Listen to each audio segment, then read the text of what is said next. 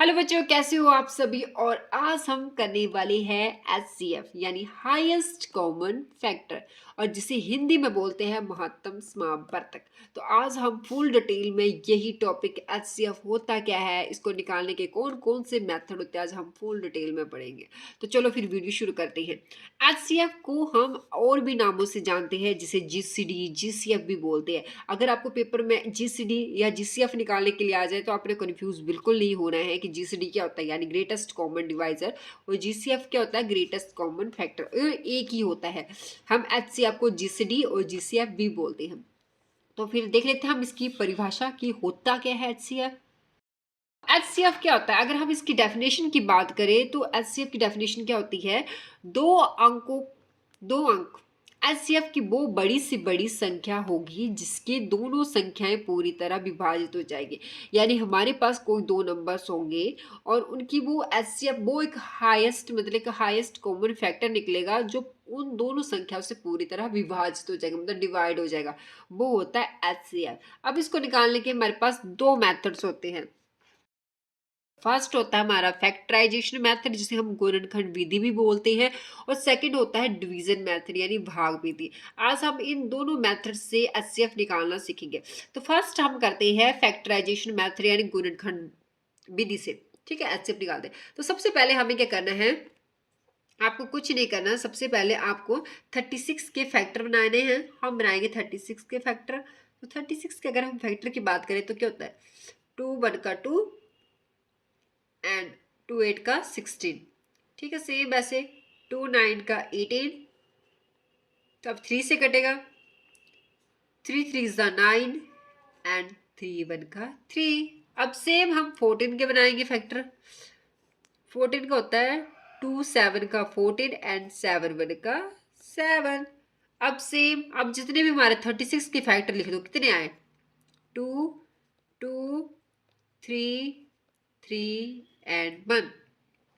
अब 14 के लिखो, 2 7 1। हम एचसीएफ में क्या करते हैं, इसमें हम कॉमन लेते हैं क्योंकि कॉमन फैक्टर है ना।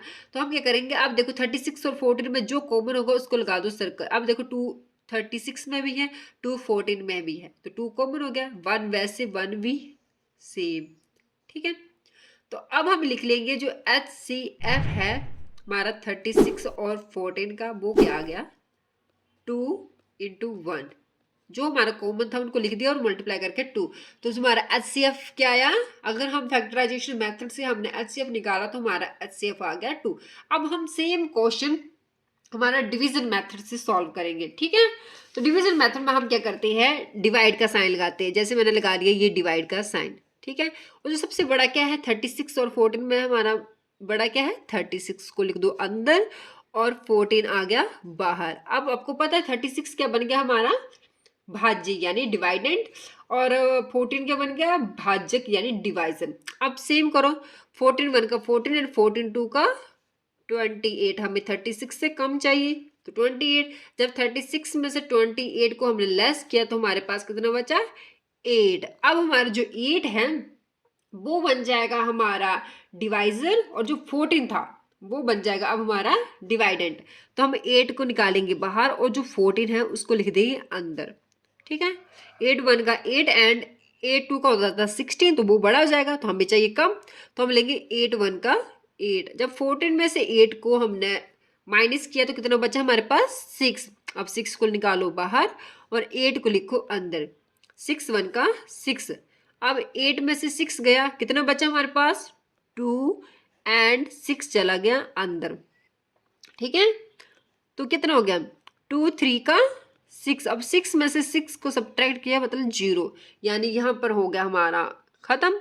और इसका जो एचसीएफ कैसे निकालते हैं, हमारा एचसीएफ 36 और 14 जो लास्ट जिस नंबर से हम इस मेथड में क्या करते हैं, जिस नंबर से हम लास्ट में डिवाइड किया होता है वही हमारा एचसीएफ होता है।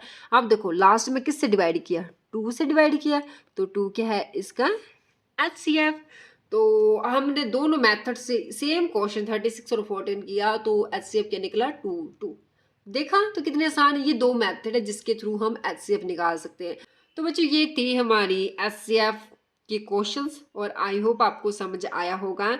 अगर समझ आया है तो आप मुझे कमेंट सेक्शन में कमेंट करके बता देना कि आपको समझ आया है या नहीं आया है। कहना अगर आपको ये वीडियो अच्छी लगी है तो फिर इसे लाइक कर दें, और आप चाहते हैं कि आपके साथ साथ दूसरों का भी भला हो तो फिर इसे शेयर कर दें अपने दोस्तों तक। और फिर मिलते हैं हमारी नेक्स्ट वीडियो में, तब तक के लिए अपना ख्याल रखिए और बाय बाय।